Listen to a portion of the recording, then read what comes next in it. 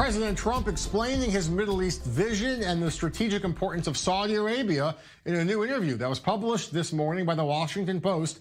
Trump said there are fewer and fewer reasons to stay in the Middle East anymore, but a big reason is for Israel. Trump says America needs Middle Eastern oil less than ever before, but it is important for him to keep Israel strong and secure. Trump was also asked specifically about Saudi Arabia and the CIA's conclusion that the Crown Prince personally ordered the torture and murder of a Washington Post journalist, among other human rights abuses. Trump said, when it comes to international affairs, Saudi Arabia is an important ally. And he also took the time to note, without Saudi Arabia, he said Israel would be in a lot of trouble. Here's a look at the U.S. bases spread out across the Middle East. Places like Egypt, Qatar, Bahrain, Turkey, and Saudi Arabia all have a strong U.S. presence. Important to note, as you see on the map there is no U.S. base in Israel proper. With me now in studio is Professor Bruce Maddy Weitzman, a history professor at Tel Aviv University. I want to ask about the comments first that Trump says the U.S. must maintain a strong relationship with Saudi Arabia, but for the second time now he's returning specifically to Israel.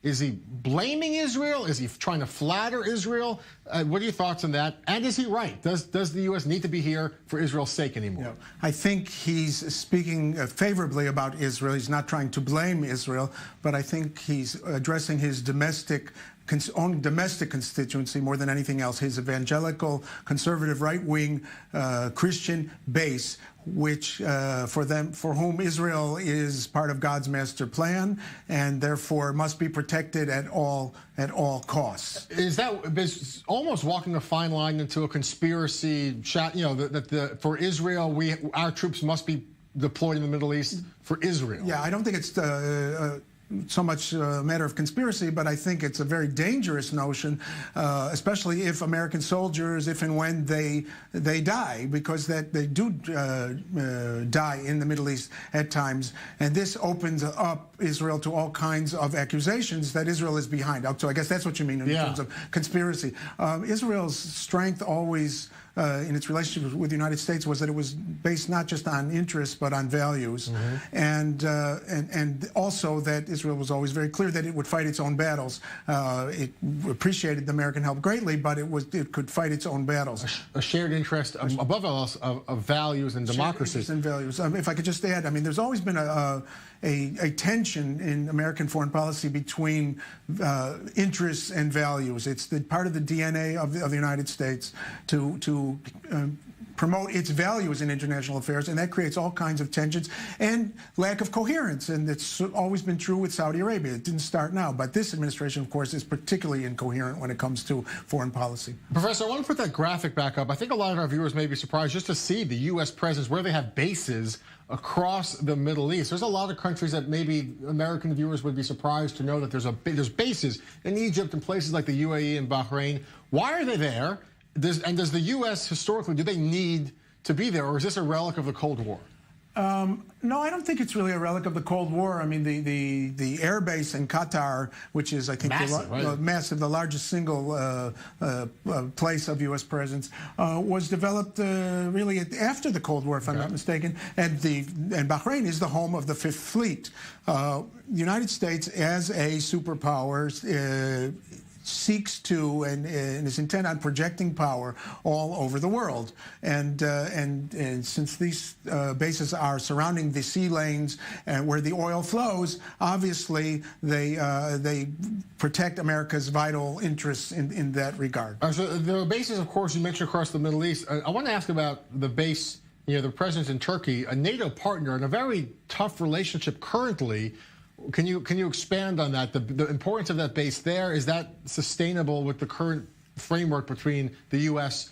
and Tayyip Erdogan? Yeah, if you go back to 2003, you remember in the Iraq War, Turkey refused to allow American troops participate from those bases in the attack in the invasion of Iraq, and it created enormous problems in the relationship. So, I mean, the United States has always felt that Turkey is an important part of the overall global alignment that it promotes, and has often been willing to look the other way when issues came up with Turkey, as they are coming up again now. So with this interview with Trump in the Washington Post, is there historical parallel or precedent for what Trump sees in the Middle East? A place that's more, he seems to understand it's a quagmire and a place he doesn't want to have forces in, but he feels stuck there. Yeah, he campaigned, of course, against the continued American presence in Afghanistan,